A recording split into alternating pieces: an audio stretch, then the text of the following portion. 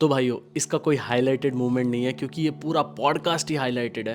भाई, मैंने इस पॉडकास्ट से बहुत सारी चीज़ें सीखी हैं। मैं सोच रहा था ये डालूँ ये डालूँ ये डालूँ, भाई कोई ऐसी चीज़ समझ नहीं आई क्योंकि पूरे पॉडकास्ट में इतनी भर भर के इन्फॉर्मेशन है ना कि आपकी लाइफ चेंज हो जाएगी। जितने मेरे भाई हैं, जितनी मेरी बहनें हैं, जो भी ये देख रहा है, कोई बड़े बुजुर्ग जो भी देख रहा है, मैं चाहता हूँ आप सब कान में ईयरफोन लगाओ और 1 घंटा प्रॉपर तरीके से कृष्ण जी को दे दो। भाई, जो कृष्ण जी की बातें की हमने इसमें, कृष्ण जी, राधा जी, वृंदावन की जो हमने बातें की हैं, भाई वो ऐसी ऐसी बातें हैं, मतलब मुझे नहीं लगता आप सबको पता होंगी इतनी सारी चीज़ें। बट मैं बोलना चाहूँगा कि भाई ये मेरा one of the best podcast है जिससे मैंने बहुत सारी चीज़ें सीखी है। जब आप ये पॉडकास्ट देखोगे ना, आपका लाइफ का नज़रिया चेंज हो जाएगा देखने का। बस जितनी बातें मैं ये कर रहा हूँ वो सारी चीज़ें आप स्किप कर सकते हो, बस ये स्किप मत करना। भाई मैं बताना चाहता हूँ, इसके एंड में हमने एक सरप्राइज़ रखा हुआ था, बट वो सरप्राइज़ मैं यहीं बता देता हूँ। इसका जो सेकंड पार्ट है, जो एक्सक्लूसिव सेकंड पार्ट है, वो मैं डालने वाला हूँ अपने इस आईडी पे, हनी शर्मा व्लॉग्स पे। तो इसका सेकंड पार्ट आएगा कल। तो जो ये पॉडकास्ट एंजॉय करे ना, वो कल सेकंड पार्ट देखने आ जाना, आपके मज़े दुगने हो जाएंगे। तो इतने पॉडकास्ट एंजॉय करो। मैं ड्रेस चेंज करके बैठता हूँ यहाँ पे। तो जय श्री राम सभी को, शर्मा जी की बैठक के एक नए एपिसोड में आप सभी लोगों का स्वागत है।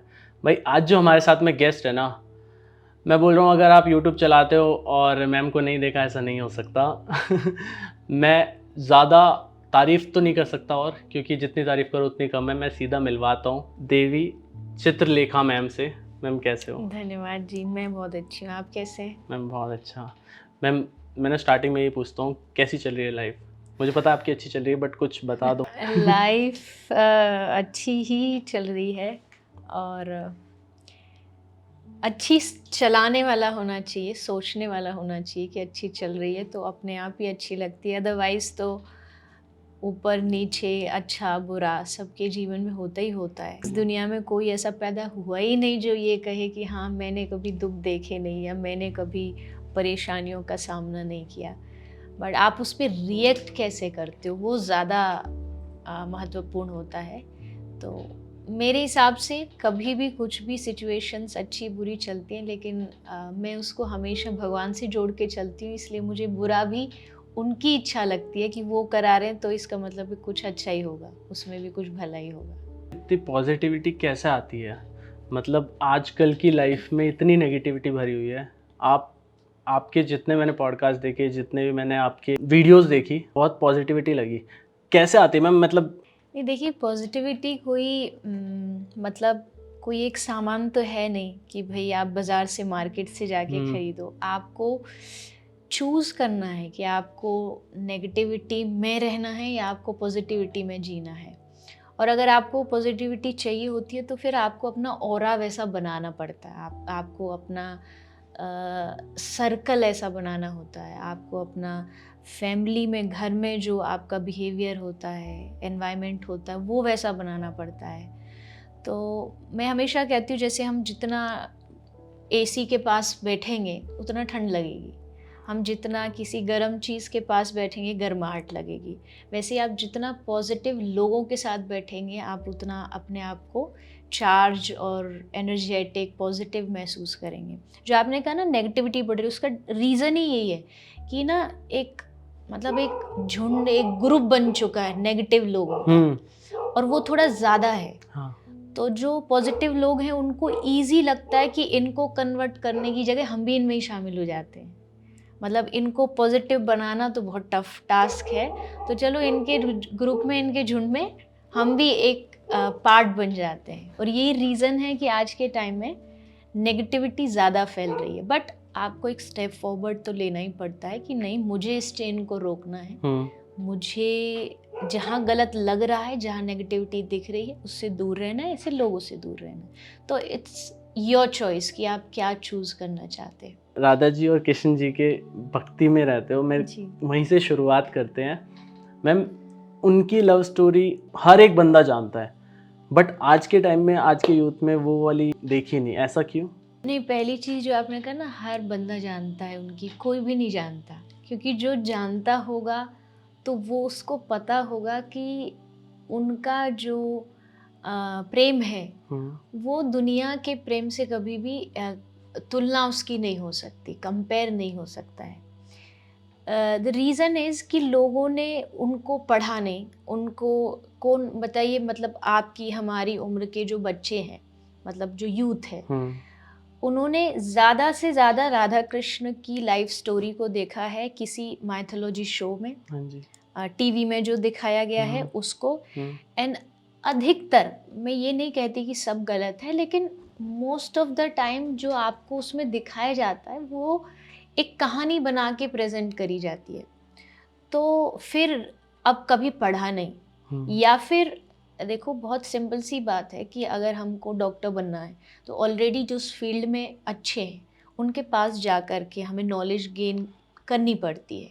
हमको डांस, नाचना गाना जो भी सिंगिंग सीखनी, तो आपको एक गुरु चाहिए होता है। हम्म, तो वैसे ही जब आप इन चीज़ों को जानते हो तो आपको जो पढ़े हों इन चीज़ों को उनके पास जाके उनसे सुनना पड़ता है, कौन थे कृष्ण, कौन थी राधा रानी, उनके प्रेम को। और आज वाले जो यूथ है उसके प्यार को कभी भी कोई भी आदमी अगर जोड़ रहा है और कह रहा है कि हाँ हम राधा कृष्ण जैसा प्रेम करते, तो वो कभी भी हो नहीं सकता, क्योंकि एक भगवान और इंसान में फ़र्क होता है। हम्म, इंसान जब भी सोचेगा अपने उसकी जो इंटेलेक्ट, जो उसकी पावर है सोचने की, हम्म, वो एक स्तर तक ही जाती है, वो उस बॉर्डर को क्रॉस नहीं कर सकता। मतलब वो सोचेगा अपने तक का सोचेगा। वो जो उसका जो प्यार होता है उसमें मोस्ट ऑफ द टाइम जो मेन जो केंद्र होता है वो मैं होता है, सेंटर जो है उसके लिए वो मैं है। हम्म, लेकिन राधा कृष्ण की अगर बात उसमें बात करें उनकी कथा में, वहाँ मैं नहीं था, वहाँ सेंटर में मैं नहीं था, वहाँ एक दूसरे के प्रति समर्पण भाव था, एक दूसरे के प्रति एक दूसरे को समझना था।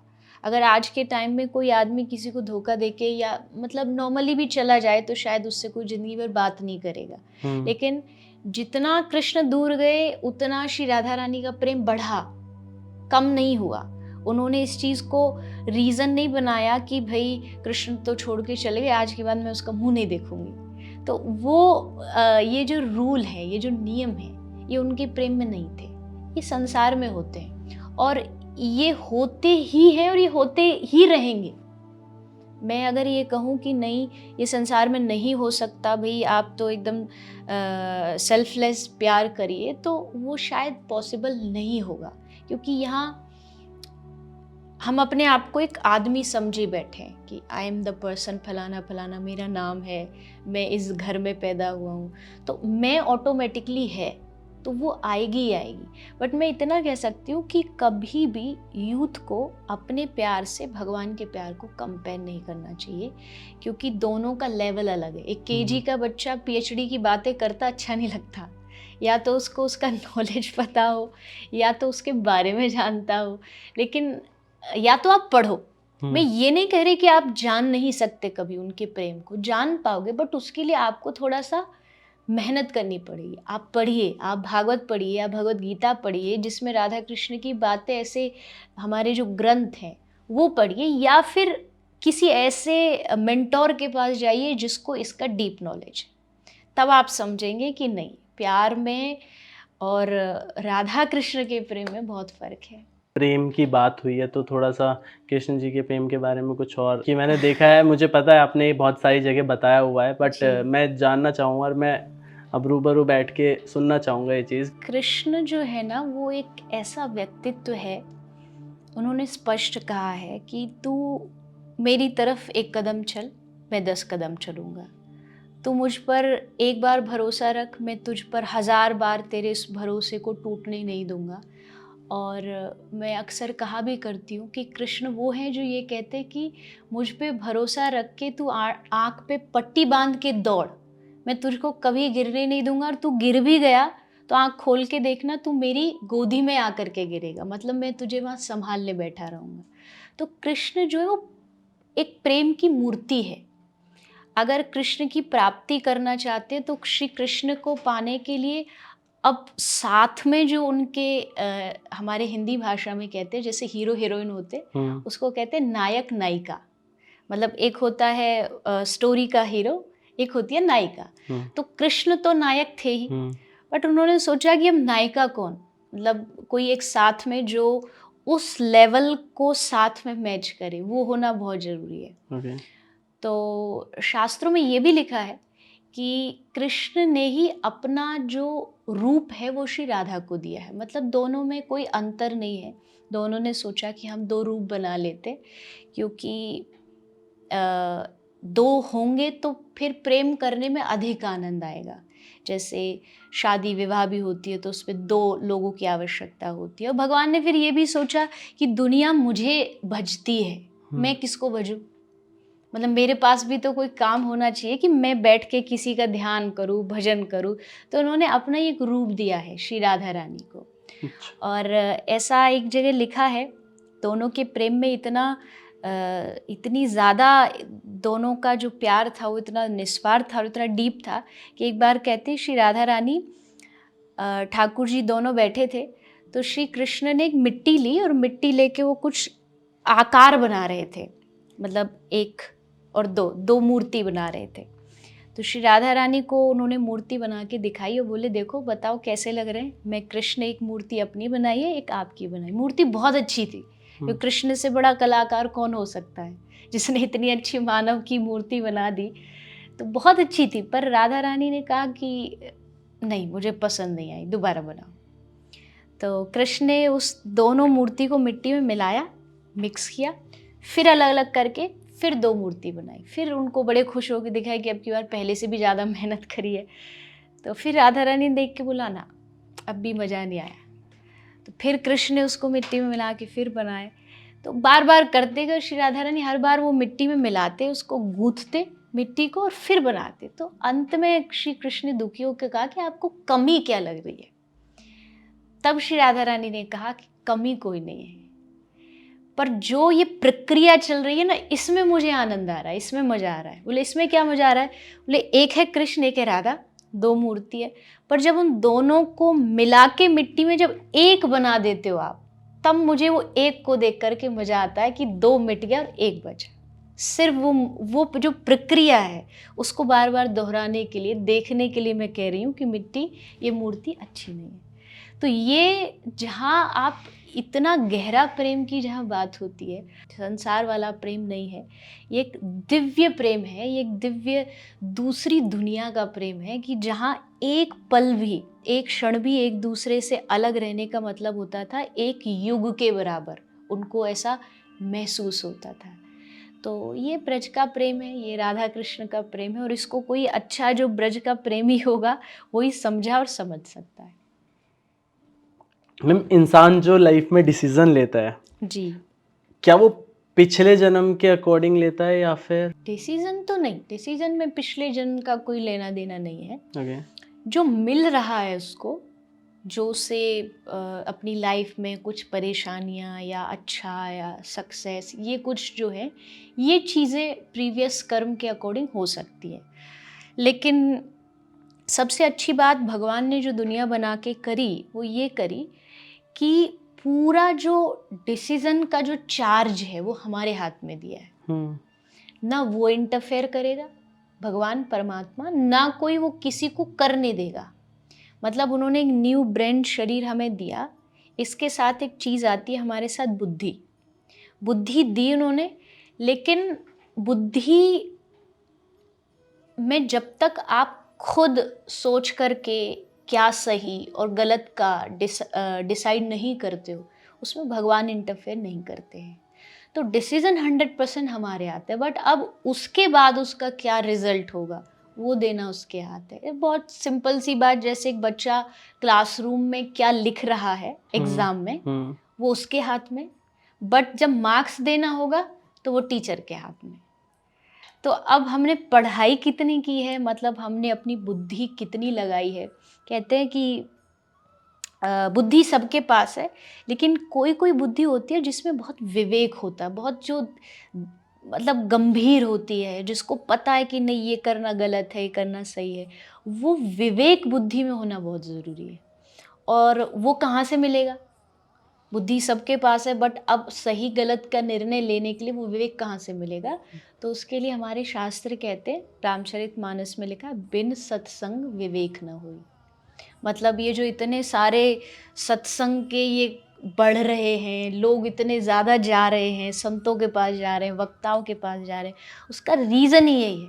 सत्संग सुनोगे तभी बुद्धि पर अपना कंट्रोल कर पाओगे और डिसीजन मेकिंग बहुत इजी हो जाएगी कि हाँ ये सही है और ये गलत है। तो उसके लिए सत्संग सुनो और फिर आप फ्री हो, फिर आप अपना निर्णय खुद लीजिए, आप अपने कर्म खुद करिए, बट सोच के करिए कि भुगतान इनका होगा एक दिन बाद में चल करके, रिजल्ट तो मिलेगा। रिजल्ट को सोच के काम करिए कि इसका रिजल्ट जब आएगा तो क्या मुझे लगेगा कि मैंने सही किया या उस समय मैं पछताऊंगा। मैंने इसलिए पूछा था मैम क्योंकि लोग बोलते हैं कि सब कुछ लिखा हुआ है, तो लिखा हुआ हमारा डिसीजन भी लिखा हुआ है। नहीं, बिल्कुल, कौन लोग बोलते हैं सब कुछ लिखा हुआ है? मतलब जितना मैंने सुना है, जी। बोलते हैं कि सब कुछ लिखा हुआ है ऊपर। हमारे साथ कुछ घटना घट जाती है तो बोलते हैं सब लिखा हुआ है भाई, सब लिखा हुआ है। तो उस वे में पूछा कि पिछले जन्म की लिखी हुई चीजें या फिर देखिए, कुछ। इन चीज़ों की परसेंटेज है। ओके। जैसे 3 तरह के कर्म होते हैं, संचित, प्रारब्ध कर्म और क्रियमान कर्म। ओके। संचित कर्म होते हैं हमारे पास लाइफ के, हमारे पास क्रियमान कर्म मतलब प्रेजेंट में जो हम कर रहे हैं, और प्रेजेंट में जो कर रहे हैं वो हमारा रहता है 80%, बाकी सब 10% है। तो आप अगर 10% हमको पिछला मिल भी रहा है, पिछले मिलने से क्या मिलेगा? देखो, पिछले जो हमारे संचित कर्म है, जो लिखा हुआ है, वो जो है उससे हमको इस जन्म की फैमिली मिलेगी, जन्म मिलेगा, परिवार मिलेगा, माँ बाप मिलेंगे, हमें वो एक कहते हैं ना बेसिक चीज़ मिल जाएगी। वो हमें कैसे मिला? भाई अब मेरा जन्म हुआ एक ऐसे परिवार में जो भक्ति करता ही नहीं, बिल्कुल भी भजन में मन नहीं। एक का जन्म हुआ जो पहले से ही बहुत भक्ति वाले लोग हैं। तो अब ये कैसे जन्म मिला? मैं कहूँ भाई मेरे साथ तो ये तो अन्याय हुआ। ये अन्याय नहीं हुआ, ये मेरे पिछले जन्मों के कर्म के हिसाब से मुझे जन्म मिला।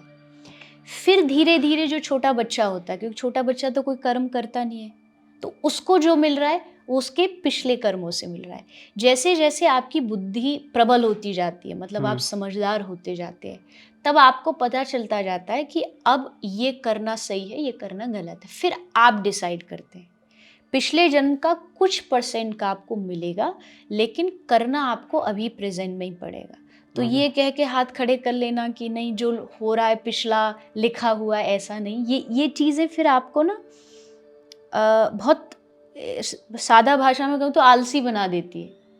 आदमी का काम करने का मन करेगा नहीं, तो जो लिखा होगा मिल जाएगा। इसी वजह से तो जो लिखा होगा कैसे, क्या पता उस लिखे में यही लिखा हो कि तू मेहनत करेगा तो मिलेगा। लेकिन हम उस चीज़ पे गौर नहीं करते, हम बस एकदम ऐसे हो जाते हैं कि सब कुछ ऊपर डाल देते हैं। ऐसा नहीं होना चाहिए। भगवान खुद कह रहे हैं, भगवत गीता पूरी अर्जुन को कृष्ण ने सुनाई इसलिए थी कि बेटा उठ और युद्ध कर, लड़, तेरा काम है, तू क्षत्रिय है, अपने कर्तव्य से, अपने धर्म से भाग मत। तो अपना प्रेजेंट का जो कर्म है उसको ठीक करोगे तो आपका प्रेजेंट भी और आपका भविष्य भी अच्छा रहेगा। कर्म से तकदीर बदल सकती है। कर्म से तकदीर बदल सकती है। हाँ, तकदीर क्या होती है? तकदीर होती है हमारे कर्मों का फल ही तकदीर है। भाग्य, लक, ये जितने भी शब्द हैं ये कर्मों का ही फल है। ये कोई दूसरा हमारे लिए नहीं बनाता। अक्सर जब बच्चे का जन्म होता है भारत में तो छठी पूजी जाती है, 6 दिन का जब वो होता है, और बहुत जगह मान्यता है, स्पेशली हमारे यहाँ तो है, हर रीजन में तो पता नहीं, लेकिन वहाँ ऐसा कहते हैं कि 6वें दिन वो छठी माता आती है और बच्चे का भाग्य लिखती है, उसका आगे का पूरा भविष्य लिखती है। तो अब ये चीज़ हमको सुनते सुनते हमको क्या लगता है कि भाई तकदीर तो लिखी हुई है, भाग्य तो लिखी हुई है, लेकिन भाग्य लिखने वाला कोई और नहीं है। भाग्य लिखने वाले हम खुद होते हैं, कोई और नहीं लिखता। अगर आप अपना आज के कर्मों को चेंज कर लोगे तो हाँ ज़रूर आपका भविष्य भी बदलेगा, आपके भाग्य भी बदलेंगे। कुछ चीज़ें ऐसी हैं जिनका दंड तो मिलेगा, मतलब जैसे हम जो कर चुके हैं, जो चीज़ें हमने किसी को मारा है, किसी को प्रताड़ित किया है, तो कहीं ना कहीं जीवन में जाकर के उसका फल तो हमें किसी न किसी रूप में मिल जाता है। तो हाँ, एक उपाय और बताया है शास्त्रों ने कि अगर आप भगवान के नाम का सुमिरन करते और फिर आप सोचते कि अब मैं ये पाप नहीं करूँगा, देन फिर आप प्रायश्चित करके उन पापों से भी मुक्त हो सकते हैं। ओके जी। मैम, कर्म और धर्म ये रिलेटेड है? रिलेटेड इस सेंस में है कि जीवन में दोनों की ही बैलेंस होना बहुत ज़रूरी है। कर्म भी उतना ही ज़रूरी है, धर्म भी उतना ही ज़रूरी है।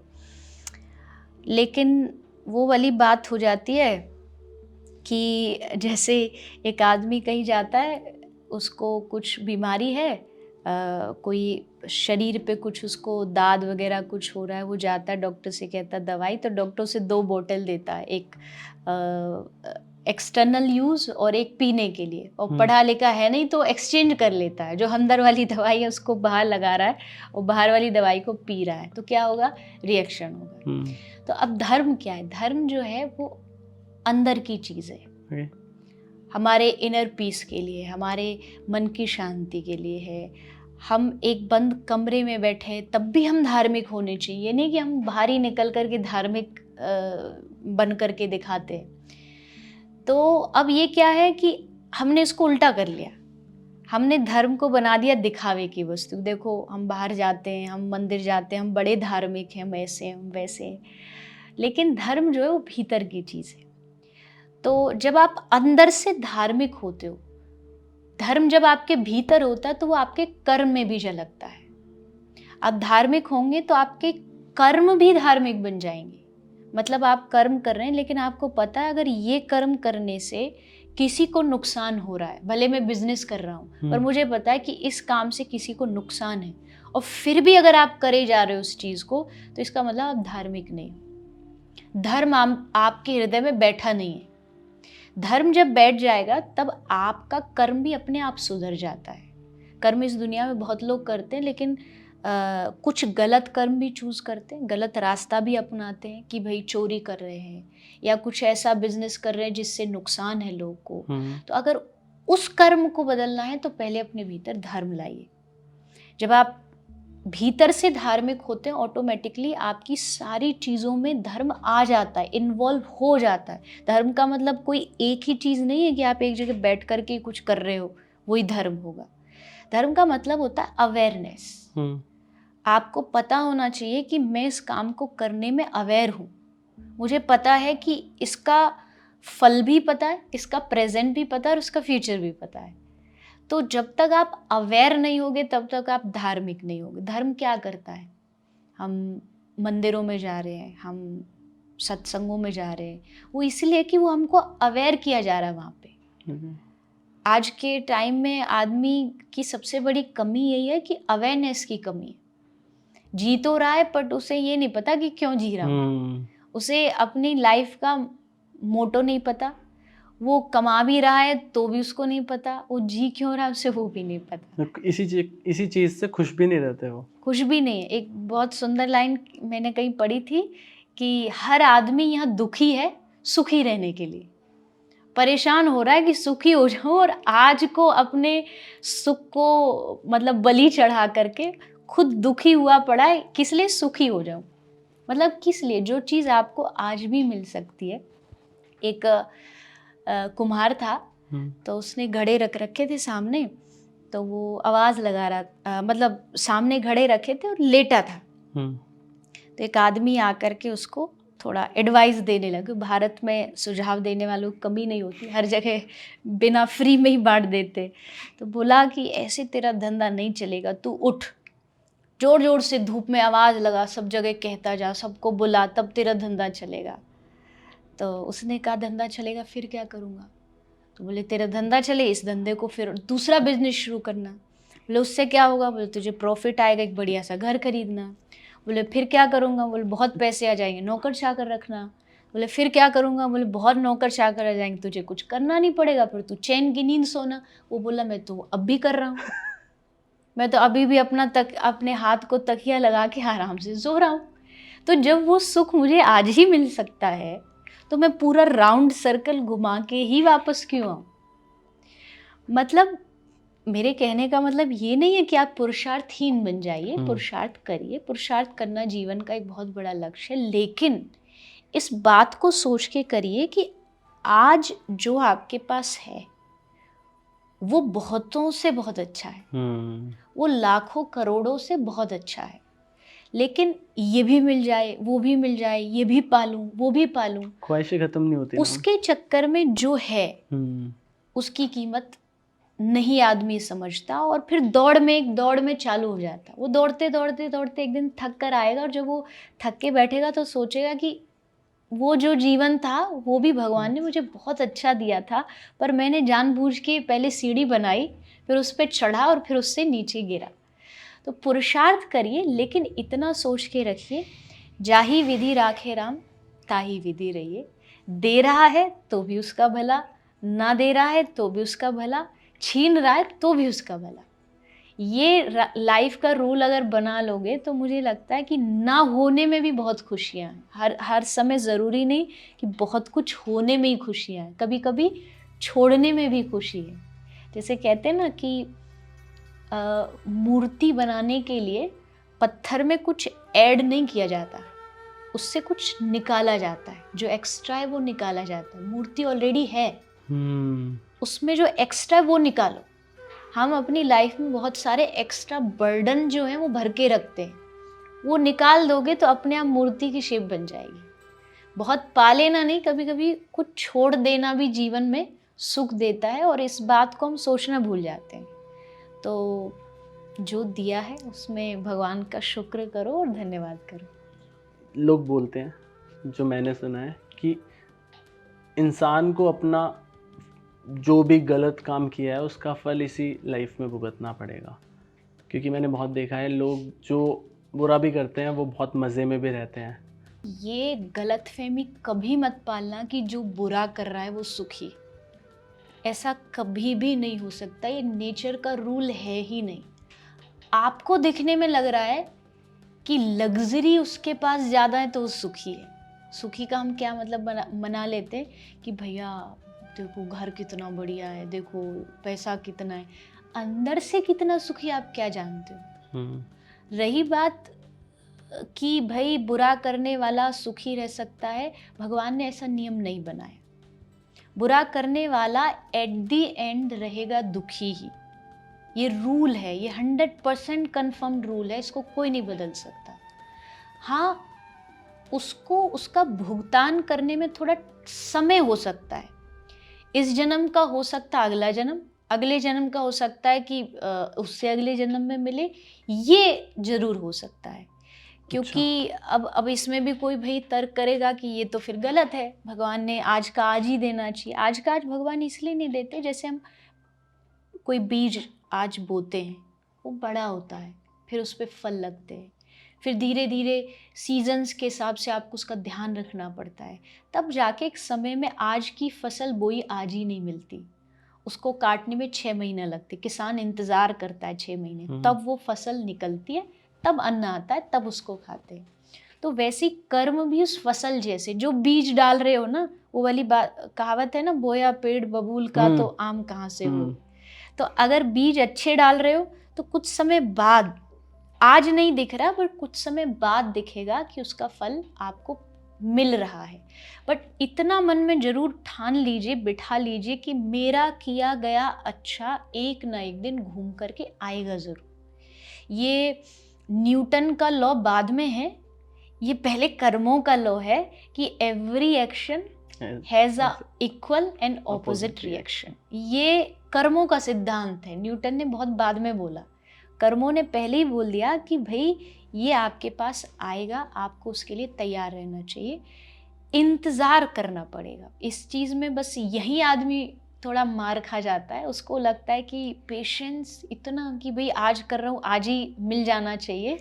तो ये फिर आपको थोड़ा सा अध्यात्म सिखाएगा। पेशेंस कोई मतलब कोई मैकेनिक वाली चीज़ नहीं है कि आपको कहीं से भी मिल जाएगी। ये आपको अध्यात्म सिखाता है कि जीवन में जब आपके जीवन में पेशेंस आ जाता है तो आपको पता रहता है कि एक ना एक दिन मुझे मेरे कर्मों का फल मिलेगा और अच्छा मिलेगा। मुझे पक्का भरोसा है मेरे कभी भी कर्म खाली नहीं जाएंगे। इस जन्म में भी जो हम भुगत रहे हैं ये भी जरूरी नहीं इसी जन्म का हो, ये भी ओके। हमारे पास्ट लाइफ का हो सकता है, पास्ट से पास्ट लाइफ का भी हो सकता है, क्योंकि ऐसा कई जगह शास्त्रों में एग्जाम्पल है, उदाहरण है कि जहाँ कई जन्मों पीछे का मिलता है। जैसे पितामह भीष्म की कथा में उन्होंने पूछा कृष्ण से कि भाई मेरे साथ क्यों, मैं क्यों बाढ़ पे लेटा हूँ, तो उन्होंने कहा कि आज से 50 जन्म पहले तूने ऐसे ऐसे एक कीड़ी थी उसको कांटे पे रख दिया था, तो उसके कारण तुझे फल मिल रहा है। तो इससे ये समझ आता है कि किसी भी जन्म का कभी भी मिल सकता है।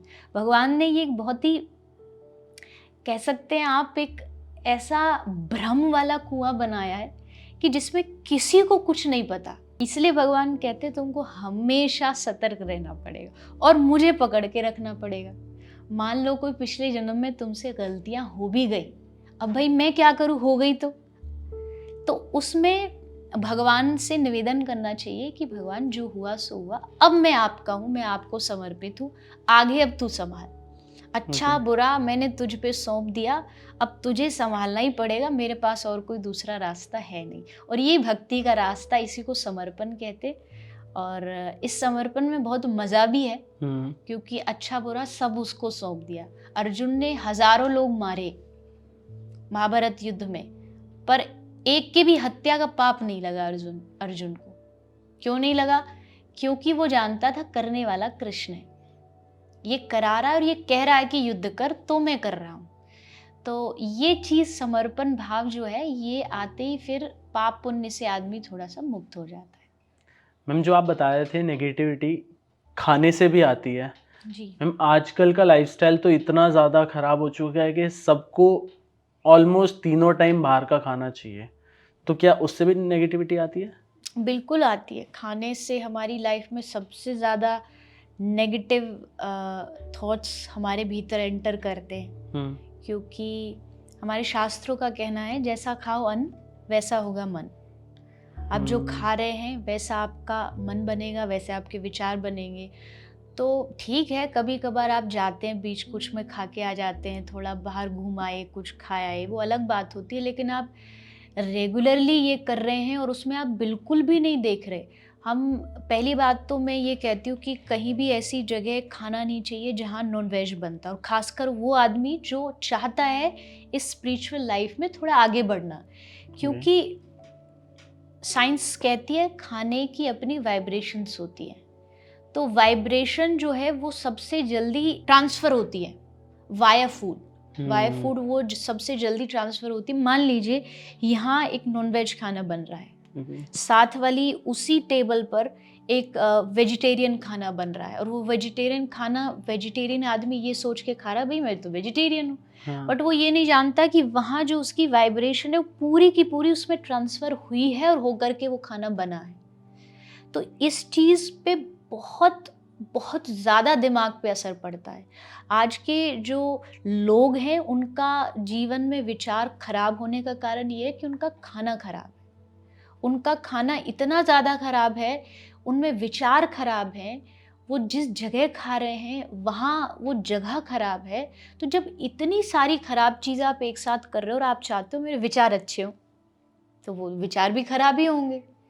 आप कभी भी देख लेना, आप कभी वृंदावन जाओ, कोई ऐसा आश्रम हो, संत का कोई कुटिया हो, वहाँ जाके कभी खाना सिंपल सूखी रोटी खाना, और कुछ भी नहीं, उस पर इतनी सी कोई सब्जी हो ना हो, उसको हमारे ब्रज में माधुकरी बोलते, मतलब घर घर जाके मांग के लाते संत और तब उसको खाते। तो रोटी पे गुड़ और थोड़ा सा मक्खन उस पर रखा होता है, वो आप खाओगे, उसके सामने दुनिया के सारे 56 भोग फेल हैं। क्यों? क्योंकि वहाँ बनाया एक दूसरे भाव से जा रहा है। ब्रज की हर एक माता जब घर में रोटी बनाती है आज भी, तो वो कम से कम 5-6 रोटी एक्स्ट्रा बनाती है। उसको पता है कोई ना कोई साधु जरूर मांगने आएगा मेरे घर में। हर रोज का वहाँ ये गांव का सिस्टम है कि वहाँ जाते हैं लोग और मांग के साधु लेकर के आते हैं। उसमें शुद्धता होती है, इसलिए उसका मज़ा, उसका आनंद, उसका स्वाद भी अलग होता है। तो ये खाने पर जो है, इस पे आज के बच्चों को, आज के यूथ को बहुत सोच के चलना चाहिए। कहीं बाहर जा भी रहे हो खाने तो बहुत सोच समझ के जाइए। कोशिश करिए अधिकतर घर में भोजन बनाइए और उसको भोग लगाइए भगवान को, सबसे ज़रूरी ये है। इवन आप बाहर भी खा रहे हो, अगर आप कोई वेजिटेरियन फूड बाहर किसी जगह लेके खा रहे हो, तो भी आप टेबल पे बैठे हो, पहले उसको भगवान को समर्पित करिए। क्योंकि भोग लगाना हमारे बचपन से ही सिखाया जाता है, भी भगवान को खिलाओ। वो भोग इसलिए बोलते हैं क्योंकि उससे वो खाना प्यूरिफाई होता है। ओके। पानी जो है वो पानी है, बट उसको प्यूरिफाई करना पड़ता है। उसको आपका फिल्टर प्यूरिफाई नहीं करता है, फिल्टर बस उसको साफ करता है, शुद्ध नहीं करता। शुद्ध करेगा जब आप उसको भगवान को अर्पित करोगे। तो जो भी खा रहे हो पहले भगवान को भोग लगाओ तब ग्रहण करो। मैम, निधि वन की कुछ कहानी सुना दो, क्योंकि मैंने बहुत सारी कहानियाँ सुनी है वहाँ पे कुछ बंदे गए हैं वहाँ पे देखने कि रात को ऐसा क्या होता है जो यहाँ हाँ से जी। सारे चले जाते हैं और वो आज तक वापस नहीं मिले।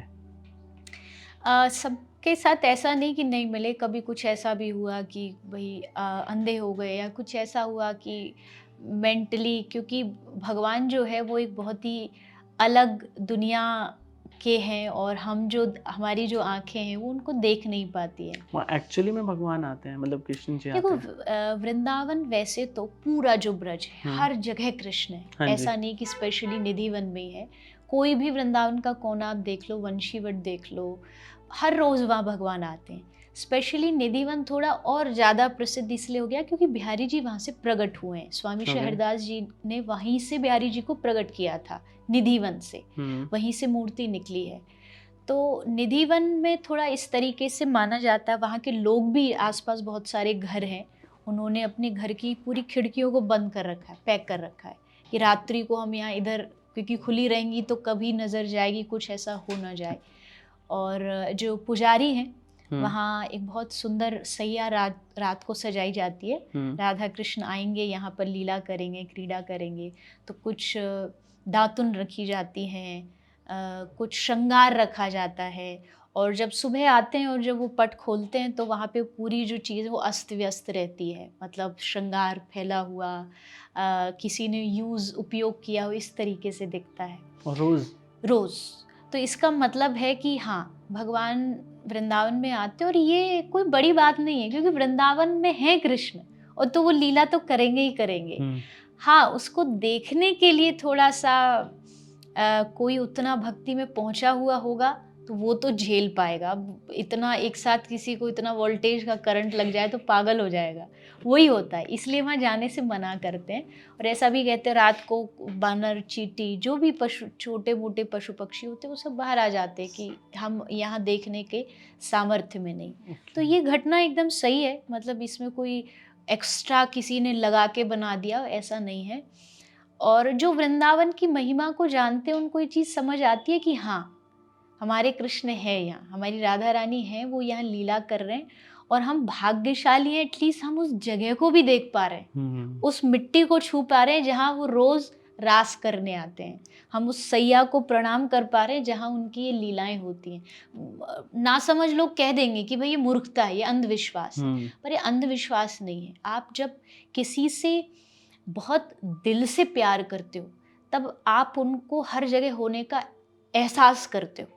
अगर ये लीला नहीं भी हो, चलो वहाँ श्रृंगार ना भी बिखरा हुआ मिले, तो भी हमको पता है कि वहाँ लीला तो रोज होती है, वहाँ कृष्ण है। कृष्ण ने कहा है, कृष्ण ने नंद बाबा के सामने खड़े होके सौगंध ली है। आज भी एक पत्थर है ब्रज में, उसको सौगंधनी शिला बोलते हैं। उस पत्थर पे खड़े होके कृष्ण ने कहा, मैं वादा करता हूँ, नंद बाबा की सौगंध खाता हूँ, मैं ब्रज छोड़ के कभी नहीं जाऊंगा। तो जब इतनी बड़ी सौगंध कृष्ण ने खाई है तो इसका मतलब वो जा ही नहीं सकते, वो ब्रज भूमि, वृंदावन, निधिवन, सेवा कुंज ये कभी छोड़ ही नहीं सकते। तो रात्रि को तो नहीं, पर दिन में तो सबको जाना चाहिए और उस जगह के दर्शन करके आने चाहिए, उसका अनुभव करके आना चाहिए कि असल में ये वृंदावन है। क्योंकि वृंदावन में और बहुत सारी जगह हैं जो थोड़ी सी एडवांस चीज़ें हो रही हैं, बिल्डिंगें बन गई हैं, बड़े बड़े आश्रम बन गए। निधिवन, सेवा कुंज एक ऐसी जगह अभी भी वृंदावन में जो टिपिकल जैसा वृंदावन दिखता था वैसी है, उनसे छेड़छाड़ ज़्यादा नहीं की गई। वहाँ मिट्टी है, वहाँ वही पुराने वाले कदम के पेड़ हैं, वृक्ष हैं, लताएं हैं, तो वो जाके फील होता है कि ऐसा वृंदावन होता होगा कभी, और यहाँ कृष्ण लीला करते हैं। हम इन दिनों वृंदावन में बहुत भीड़ बढ़ रही है, जी। उस भीड़ का कारण क्या है? क्या वो सोशल मीडिया है या वो भक्ति है? देखो दोनों चीज़ है। कुछ ऐसे लोग भी हैं जो जब सोशल मीडिया नहीं था तब भी लोग वृंदावन हाँ, आते तब थे, आते थे। और तब आते थे वो सचमुच वृंदावन के लिए आते हाँ थे। जी। पर जैसा आपने कहा सोशल मीडिया आया, ये रील्स आई, ये हुँ, वीडियोज़ आई, इनके कारण लोगों ने उसको थोड़ा-सा गलत मतलब समझ लिया कि भई अपने व्यूज़ बढ़ाने हैं। मैंने कई बार देखा वो जाके बताते रहते वृंदावन में 10 ऐसी प्लेसेस जहाँ आप अच्छा खाना खा सकते हो। अरे वृंदावन में आपको ऐसी प्लेसेस जाने की ज़रूरत ही क्या है कि आपको वहाँ लग्ज़री खाना मिले? वृंदावन मतलब जाओ, कहीं रोटी भी खा माँग के सकते हो। खाओ, हाँ। किसी भंडारे में प्रसाद लेकर के थोड़ा प्रसाद भोग लगा के चखो। तो ये लग्ज़रियों के लिए वृंदावन नहीं है। वृंदावन जा भी रहे हो तो यही उद्देश्य लेकर के जाओ कि इसमें जो रहता है वो कन्हैया बस हमारा मन चुरा ले, हमें अपना बना ले, हमें और कुछ नहीं चाहिए वृंदावन जा कर के। उसकी नज़रों में हम आ जाएं, वो हमें आकर्षित कर ले, हम उसके हो जाएं।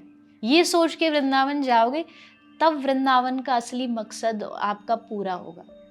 क्योंकि हम कहते हैं वृंदावन जादू की भूमि है, चमत्कार की भूमि है, और वहाँ का सबसे बड़ा जादूगर है कृष्ण। जादूगर के पास छड़ी होती है, हमारे जादूगर के पास बांसुरी है। वो उसकी छड़ी है, वो ऐसे चुराता है सबके मन को। तो लूटने जाओगे, लूटने के उद्देश्य से जाओगे तो लूटने के लिए तैयार है। बस तुम्हारा उद्देश्य होना चाहिए हमें लुटना है वहां जाके। वृंदावन पाना नहीं है, वृंदावन लुटना है। कृष्ण से तो जो लुट जाए वही अच्छा है। कृष्ण देने वाला देवता नहीं, कृष्ण छीनने वाला है। कृष्ण छीनता है, लेता है, तब आपको अपना बनाता है। तो अगर कुछ छीन रहा है ना वृंदावन जाकर के, तो इसका मतलब अब कृपा हो रही है। अच्छा। अब अपना बना रहा है वो। अब कोई बहुत सारे लोग ऐसे हैं, भाई हम तो वृंदावन गए, हमारा तो सब काम उलट पुलट हो रहा है, अब हमने तो सोचा था वृंदावन जाके अच्छा होगा। वो इसलिए हो रहा है क्योंकि वो चाहता है तुम्हें सबसे दूर करे और अपना बनाए। बस तुम्हारे रोम रोम में वो एक ही रहे, कृष्ण कृष्ण कृष्ण, बाकी सब छूट जाए। और वही उन्होंने गोपियों के साथ भी किया। गोपियों का कुछ नहीं रहने दिया उन्होंने गोपियों के पास, यहाँ तक कि गोपियों का मन भी उनका नहीं रहने दिया। गोपियों ने कहा मन भी आज से तेरा, शरीर से हम यहाँ रहेंगी, मन से तू मथुरा जाएगा मन साथ जाएगा, मन से तू द्वारिका जाएगा तो मन साथ जाएगा। तो कृष्ण चोराग्रगण्यम, मतलब चोरों का सरदार है। सबसे ज़्यादा जो इस दुनिया में किसी के पास चोरी का एक्सपीरियंस है तो कृष्ण के पास है। केवल माखन चुराना नहीं, वो तो एक बहुत छोटी सी चीज़ है। सबसे ज़रूरी कृष्ण मन चुराना जानता है, कैसे अपना बनाया जाए वो जानता है। तो वृंदावन जाओ तो लुटने जाओ, खो जाने जाओ, उनके होने के लिए जाओ, तब वृंदावन का आनंद आएगा। अब आप जा रहे हैं, आपका ध्यान बिहारी जी पे नहीं है, आपका ध्यान ठाकुर जी पे नहीं है, आपका ध्यान बस ये है कि कहीं से छुप के वीडियो बना लूँ। आप भगवान को देख ही नहीं रहे, आप बस उसको वीडियो बनाने के चक्कर में लगे हो। आप डांट खा रहे हो, पुजारी जी ने बोर्ड पे लगा रखा है फाइन है, फिर भी आप छुप छुप के ले रहे हो। तो उससे क्या मिलेगा आपको? आपके पास दुनिया में इतनी सारी जगह है, आपको अपने, मैं ये नहीं कहती कि भाई अपने कंटेंट बनाने के लिए आप कुल्लू जाइए, गोवा जाइए, जहाँ दुनिया में इतनी सारी जगह वहाँ चले जाइए, पर इन जगह कुछ पाने जाइए, अपने आप की कुछ चेंजेस के लिए जाइए। भाई मेरी ये गलतियाँ, मैं वृंदावन जा रहा हूँ, मैं वहाँ जाके 5-10 दिन रहूँगा, अपने आप को एकदम रिफ्रेश करके आऊँगा, अपने आप को एक भक्ति वाले मोड पर लेकर के आऊँगा। पर आपका जब एम और आपका उद्देश्य, आपका ध्यान ही जब दूसरी जगह होगा तो आप ये वाला साइड वृंदावन का नहीं देख पाओगे। तो भीड़ बढ़ना कोई बड़ी बात नहीं है। मैं ज़रूर ये बात मानती हूँ, वृंदावन अगर आ भी रहे हैं तो भले कितने भी लोग आ रहे हैं, बुलाने वाले तो ठाकुर जी और राधा रानी हैं, वो बुला रहे हैं तभी आ रहे हैं। पर फिर भी ध्यान रखना चाहिए लोगों को, तीर्थ की मर्यादा को भंग नहीं करना चाहिए। कई बार ऐसे वीडियोस आते हैं जो सचमुच अभद्र हैं, मतलब गलत प्रकार का डांस है या फिल्मों पे डांस है, ये आज तक कभी वृंदावन में हुआ नहीं। हमने दूसरी जगह देखा, जैसे एक गणपति उत्सव आता है, उसमें बहुत सारे लोग अभद्रता करते हैं, बिल्कुल करते हैं। मतलब डीजे पर उल्टे सीधे गाने चल रहे हैं, नशा करते हुए गणपति जी को विसर्जन के लिए ले जा रहे हैं। बट वृंदावन में हमने ऐसा कभी देखा नहीं था कि भाई कोई वीडियोस के लिए आ रहा है या बस पब्लिसिटी के लिए आ रहा है। वो अब शुरू हो गया है, तो वो आगे ना बढ़े, उसका ध्यान रखना चाहिए। यूट्यूबर्स या जो भी नॉर्मल लोग भी जा रहे हैं, उनका ध्यान भी बस वीडियोस पे ही है। वीडियो कॉल कर रहे हैं, ये सब चीज़ों पे ध्यान दे रहे हैं, खुद अपने लिए नहीं गए हैं, वो सबके अपने लिए लिए गए नहीं हैं। गए। अरे जब आप ठाकुर जी के, बिहारी जी के सामने हो, आप वीडियो छोड़ दो, मैं तो कहती हूँ आप इतने खो जाने चाहिए उनमें कि जो माला भी चढ़ाने लेके गए वो भी चढ़ाने का ध्यान न रहे। इतने खो जाओ उनमें, जब बाहर आओ तब ध्यान आए कि माला तो हाथी में रह गई, पर हमारा ध्यान तो कोई दूसरी जगह है।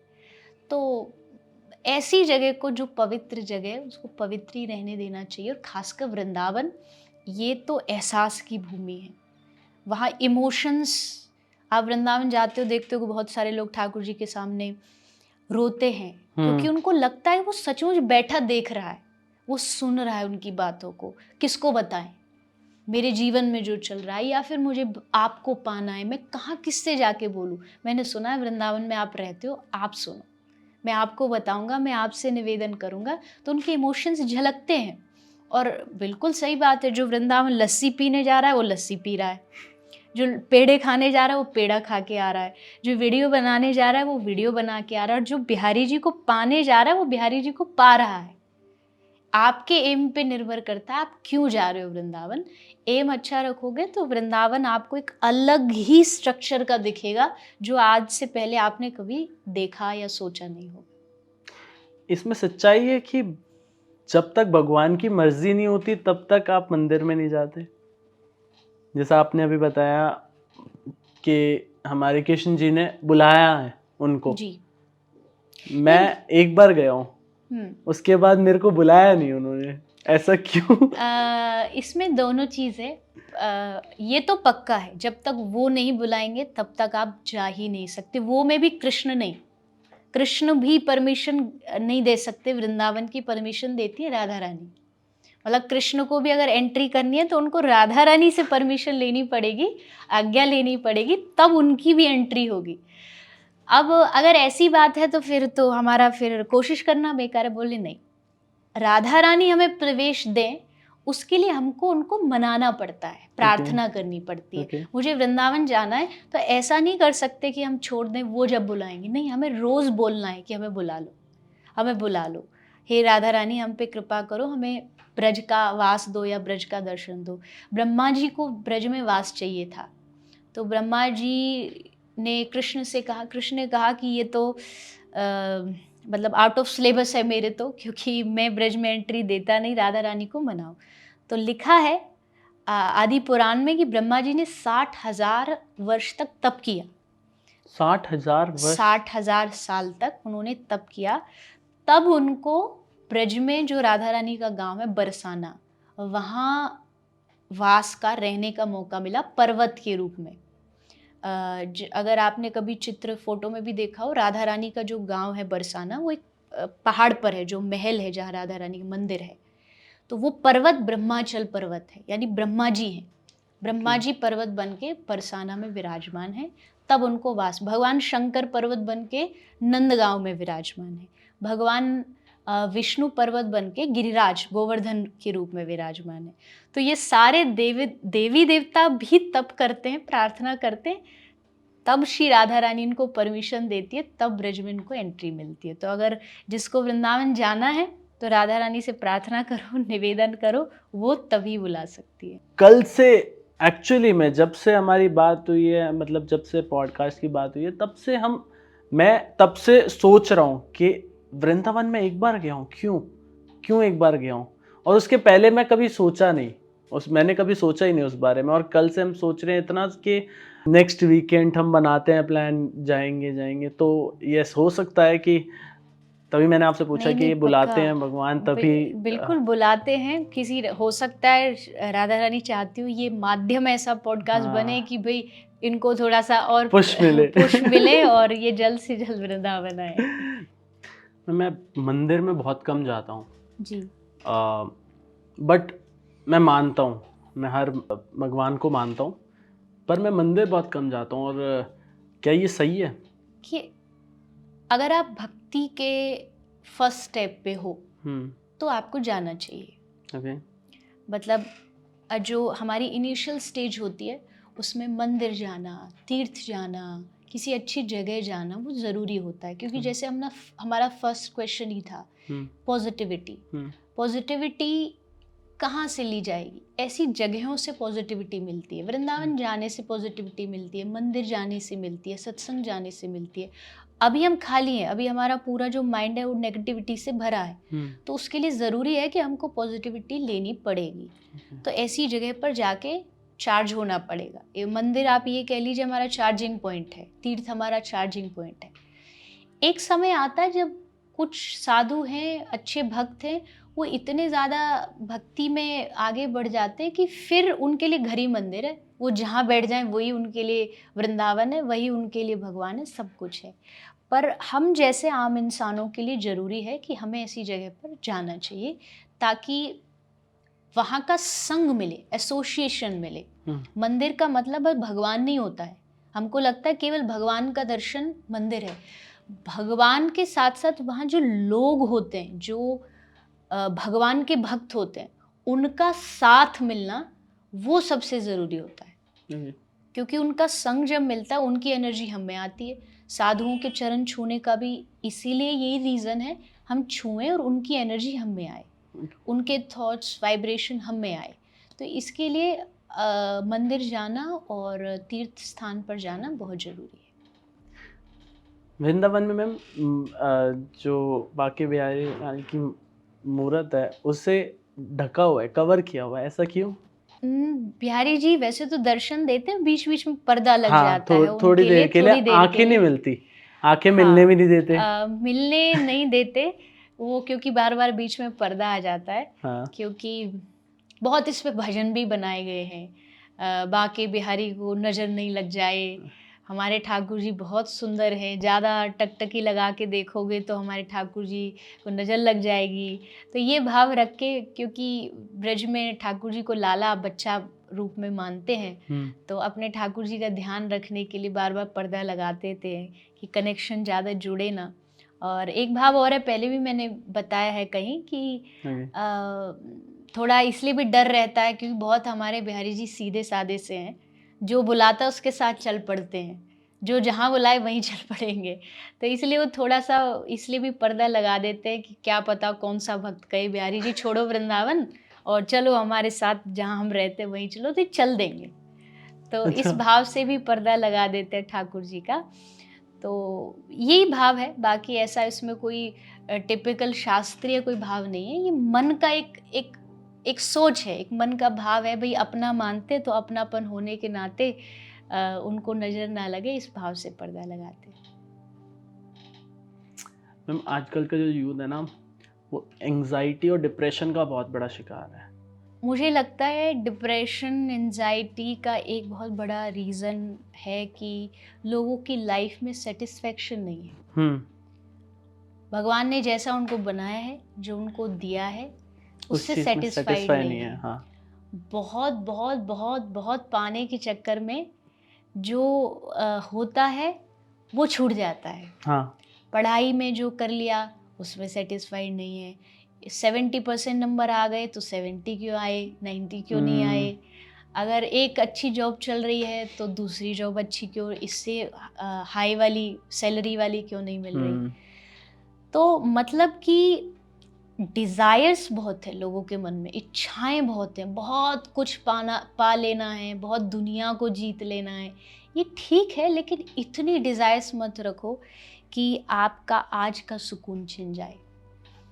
किसी ने कहा इस दुनिया की सबसे बड़ी संपत्ति है आपकी खुद की चेहरे की मुस्कान। अगर वो किसी रीज़न से जा रही है तो उस चीज़ को तुरंत छोड़ दो।